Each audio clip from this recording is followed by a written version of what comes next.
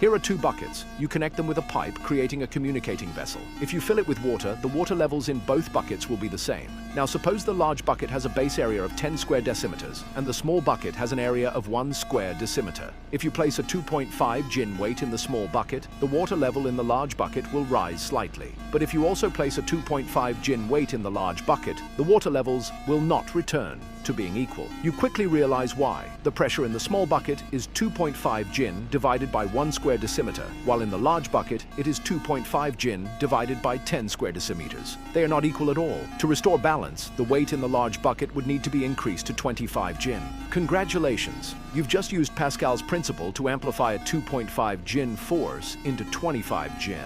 But when you place a 250 gin weight in the large bucket, your hand can no longer press it down. So you add a lever to the small bucket to further amplify your force. Lifting 200 gin becomes manageable. However, there's another problem. The liquid in the communicating vessel is limited, making it difficult to lift the weight to a significant height. Undeterred, you add an external iron tank to the large bucket to store extra liquid. This is the reservoir. You connect it to the small bucket with a pipe so there's enough fluid to flow into the large bucket. But every time you lift the lever, the weight falls back down, making your effort useless. So you come up with another solution. You install a check valve, a steel ball and spring, in the pipe between the small and large buckets, allowing fluid to flow only from the bottom into the large bucket. You install another valve between the reservoir and the small bucket, allowing fluid to return only from the top back into the small bucket. Now, when you press the lever, fluid is forced into the large bucket, pushing the piston up and lifting the weight. When you release the lever, fluid is drawn back into the small bucket from above. By repeating this pumping action, the weight gradually rises, but now the weight can only go up,